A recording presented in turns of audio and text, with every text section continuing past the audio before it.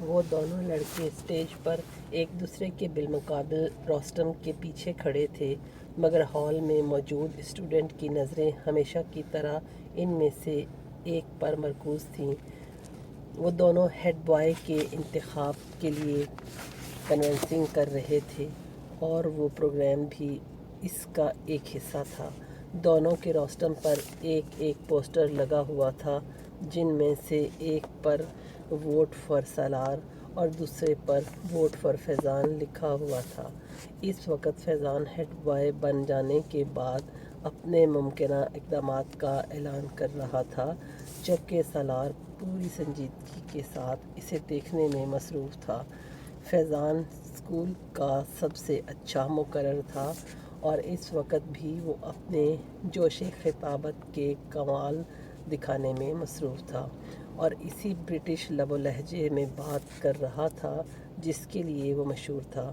بہترین sound system کی وجہ سے اس کی آواز اور انداز دونوں ہی خاصے متاثر کن تھے۔ ہال میں بلا شبہ سکوت طاری تھا، اور یہ خاموشی صرف اسی وقت ٹوٹتی جب فیضان کے سپورٹر اس کے کسی اچھے جملے پر داد دینا شروع کرتے۔ ہال یکدم تالیوں سے گونج اٹھا۔ آدھا گھنٹہ کے بعد وہ جب اپنے لیے ووٹ کی اپیل کرنے کے بعد خاموش ہوا، تو ہال میں اگلے کئی منٹ تالیاں اور سیٹیاں بجتی رہیں۔ ان تالیاں بجانے والوں میں خود سالار سکندر بھی شامل تھا۔ فیضان نے ایک فاتحانہ نظر ہال پر اور سالار پر ڈالی، اور اسے تالیاں بجاتے دیکھ کر اس نے گردن کے ہلکے سے اشارے سے اسے سراہا۔ سالار سکندر آسان حریف نہیں تھا، وہ یہ اچھی طرح جانتا تھا۔ اسٹیج سیکرٹری اب سالار سکندر کے لیے اناؤنسمنٹ کر رہا تھا۔ تالیوں کی گونج میں سالار نے بولنا شروع کیا، "گڈ مارننگ فرینڈز"۔ وہ یک لحظہ ٹھہرا۔ فیضان اکبر ایک مقرر کے طور پر یقیناً ہمارے اسکول کا اثاثہ ہیں۔ میں یا کوئی دوسرا بھی ان کے مقابلے میں کسی اسٹیج پر کھڑا نہیں ہو سکتا۔ وہ ایک لمحے کے لیے رکا۔ اس نے فیضان کے چہرے کو دیکھا، جس پر ایک فخریہ مسکراہٹ ابھر رہی تھی، مگر سالار سکندر کے اگلے جملے کے باقی حصے نے اگلے ہی لمحے اس مسکراہٹ کو غائب کر دیا۔ "اگر معاملہ صرف باتیں بنانے کا ہو تو"۔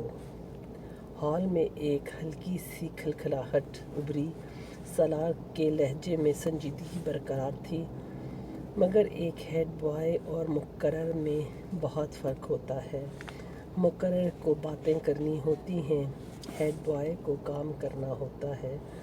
دونوں کے درمیان فرق ڈوئر اور ٹاکر کا ہوتا ہے، اور great talker are not great doer. Salar کے سپورٹروں کی تالیوں سے ہال گونج اٹھا۔ "میرے پاس فیضان اکبر جیسے خوبصورت الفاظوں کی روانی تو نہیں"۔ اس نے اپنی بات جاری رکھی۔ "میرے پاس صرف میرا نام ہے، اور میرا متاثر کن ریکارڈ، اور مجھے کنوینس کے لیے لفظوں کی کوئی دریا نہیں بہانے۔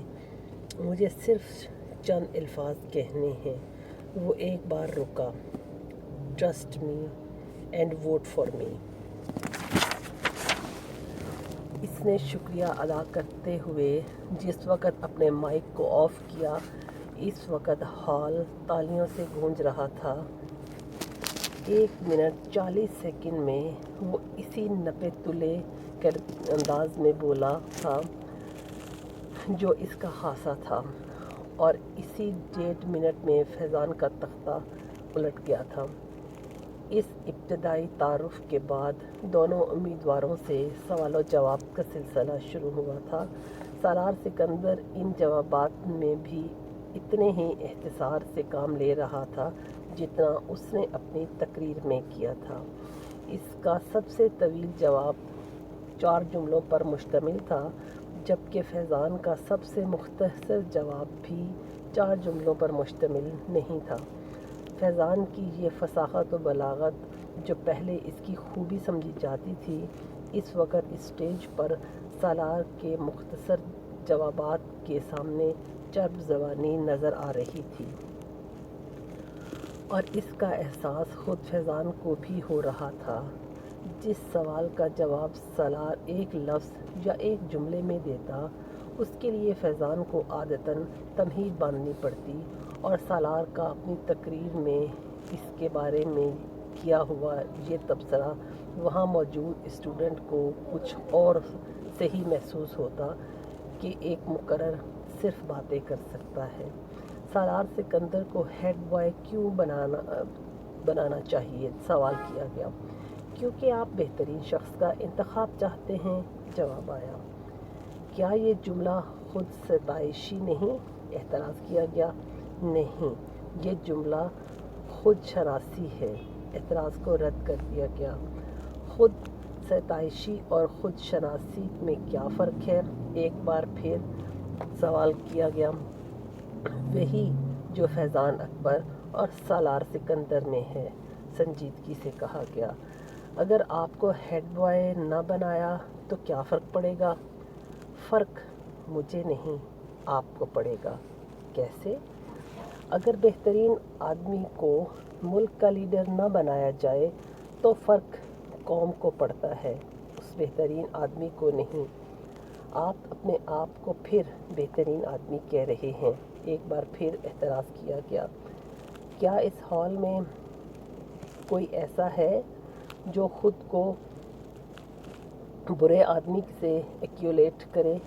ہو سکتا ہے ہو، پھر میں اس سے ملنا چاہوں گا۔ ہال میں ہنسی کی آوازیں ابھری۔ ہیڈ بوائے بننے کے بعد سالار سکندر جو تبدیلیاں لائے گا، اس کے بارے میں بتائیں۔ تبدیلیاں بتائی نہیں جاتی، دکھائی جاتی ہیں، اور یہ کام میں ہیڈ بوائے بننے سے پہلے نہیں کر سکتا۔ چند اور سوال کیے گئے، پھر اسٹیج سیکرٹری نے حاضرین میں سے ایک آخری سوال کیا گیا۔ ایک شری لنکن لڑکا تھا جو کچھ شرارتی انداز میں مسکراتے ہوئے کھڑا ہوا۔ اگر آپ میرے ایک سوال کا جواب دے دیں تو میں اور میرا پورا گروپ آپ کو ووٹ دے گا۔ سالار اس بات پر مسکرایا۔ جواب دینے سے پہلے میں جاننا چاہوں گا کہ آپ کے گروپ میں کتنے لوگ ہیں؟ اس نے پوچھا۔ 6، لڑکے نے کہا۔ سالار نے سر ہلایا۔ اوکے، سوال کریں۔ آپ کو کچھ حساب کتاب کرتے ہوئے مجھے بتانا ہے کہ اگر ہم 2,66,895 میں 9,92,892 کو جمع کریں، پھر اس میں سے 3,99,999 کو تفریق کریں، پھر اس میں 9,29,252 کو جمع کریں، اور اسے وہ شری لنکن لڑکا ٹھہر کر ایک کاغذ پر لکھا ہوا سوال پوچھ رہا تھا 6 کے ساتھ ضرب دیں، پھر اسے 2 کے ساتھ تقسیم کریں، اور جواب میں 4,92,395 کو جمع کریں تو جواب کا 1/4 کیا ہوگا؟ وہ لڑکا اپنی بات مکمل نہیں کر سکا۔ 20,35,618.2۔ بڑی برق رفتاری کے ساتھ سالار نے اس احمقانہ سوال کا جواب دیا۔